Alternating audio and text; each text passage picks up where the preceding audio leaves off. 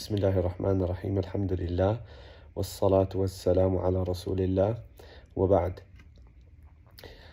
With the summer months fast approaching us now, especially for those in the West, one of the main concerns that arises every year is the issue to do with Isha prayer being very late. Sometimes Isha going all the way up to past midnight. This can create and does create hardship for many members of the Muslim societies over there, especially those who are working, people who have school, children have school, etc. So this can cause significant disruption to their lives, and especially for that work-life balance as well. Now, generally, what has been witnessed and what I've witnessed what people do is many people, they combine prayers at those times, and many people also pray the prayer a little bit earlier than the time. Now, I'm not going to discuss each and every one of those points that people are doing nowadays. Some things obviously have some basis, but some things don't have that basis, and but this is not the time and the place for me to discuss that. But thing I do want to address, however, is the issue with combining prayers. Now, I'm going to be speaking from the Shafi'i school perspective. In the Shafi'i school, combining prayers is only permitted in two circumstances, and that is rain, due to rain or hail and snow, and secondly, due to travel. Okay, those are the two scenarios whereby combining prayers is permitted according to the school of Imam al-Shafi'i. There is another position, another opinion that our scholars do mention, but it's not considered to be a position of the madhab. They call it an ikhtiyar. An ikhtiyar is where there is an opinion that many scholars, a scholar or some scholars may have selected or may have adopted, who are scholars of the Shafi'i madhab, but that opinion or that position doesn't fall in line with the principles of the school. But the scholars that have adopted it are scholars that have a high rank in what we call ijtihad, i.e. exercising their judgment according to the sources of Sharia, either to a full extent or to a certain extent. So they are scholars of that type of caliber, and therefore when they adopt an opinion like that, we call this an ikhtiyar, whereby the position is not a position of the school, but it's a position of these scholars. That's how we mention it, and therefore we don't attribute it to the Shafi'i school. We attribute it to those scholars. Okay, now some scholars have an opinion, what we call ikhtiyar, of for illness, that one may combine, and another opinion that exists, which is related to Ibn al-Mundhir and Ibn Sirin, which is reported by many scholars on this issue, and Imam Nawawi mentions this in his Al-Majmu' and his Rawdah book, is combining when there is a need. And Ibn Mundhir is a great Shafi'i scholar of a high caliber, known as a mujtahid to a certain, if not to a full extent, if not to a full extent, at least to a very high extent. And then you have Ibn Sirin also as well to a very high extent. Both of these scholars and others as well, but these two I want to mention, they mention that one may combine when there's a need, combine prayers where there's a need. And they related this to a hadith that is found in Tirmidhi and other sources, that the Prophet ﷺ combined when there was no rain and there was no journey and there was no fear. Okay, so basically all the reasons that normally people would, the madhahib have mentioned to combine, doesn't exist anymore. And they said, well, this is because of need. Okay, now Ibn Sirin mentions that if this can only be done as long as he makes it conditional upon this not being taken as a habit. And the term habit, aada, has been mentioned in the Shafi'i school in many chapters, and generally it means once you've done it once, you shouldn't do it, for example, for the next prayer or for the prayer afterwards. You should have taken really all circumstances to avoid that happening, unless that need arises again. Ibn al-Mundhir doesn't seem to have made that condition, based upon what Imam Nawawi has mentioned, who's related it from him. He hasn't seemed to make that a condition. He just said when there's a need.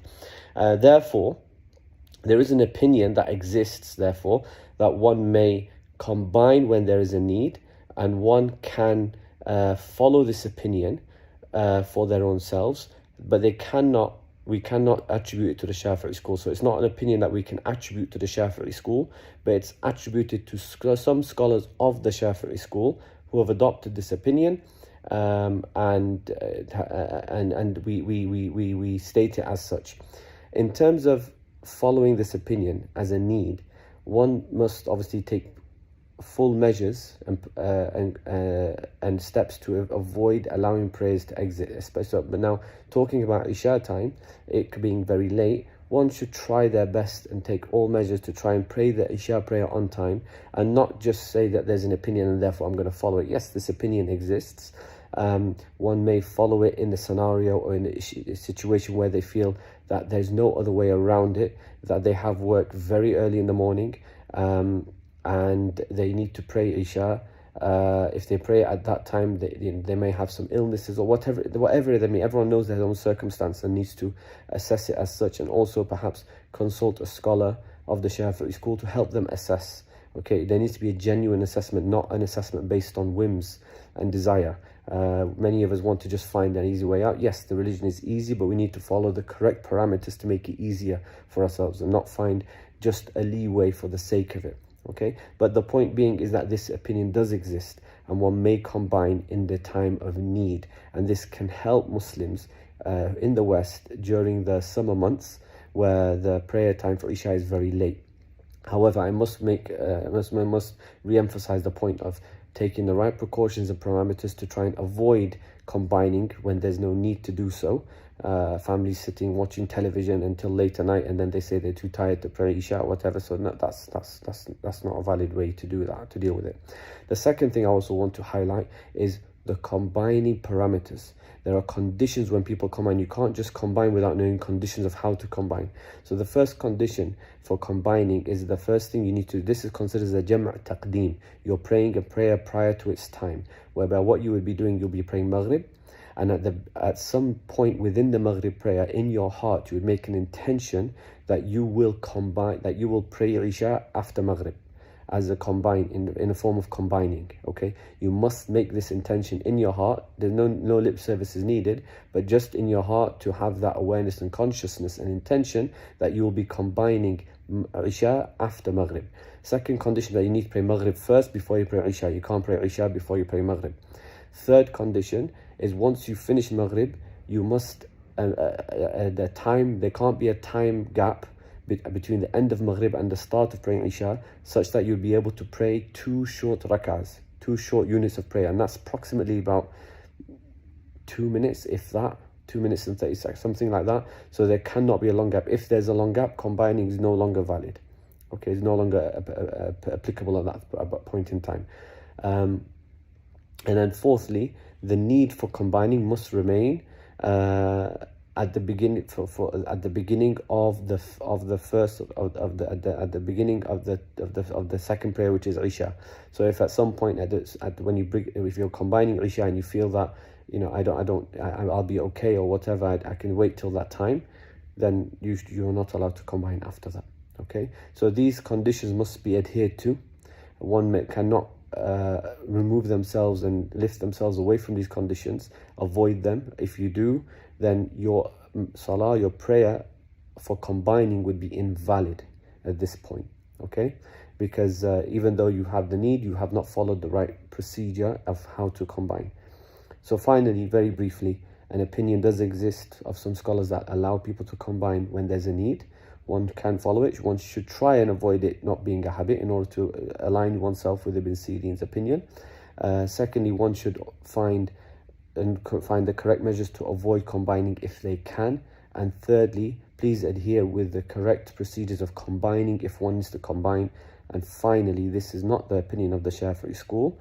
This is not a position of the school, it's a position of some of the scholars that people can follow, but one cannot pass this on as if it's a fatwa.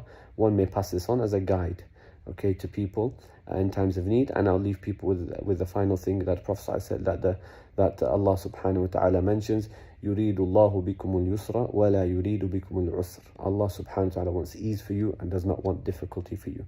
And the ease is in following the correct procedures of the Sharia and not making things easy according just for one whims. Wallahu subhanahu wa ta'ala. Wassalamu alaikum wa rahmatullahi wa barakatuh.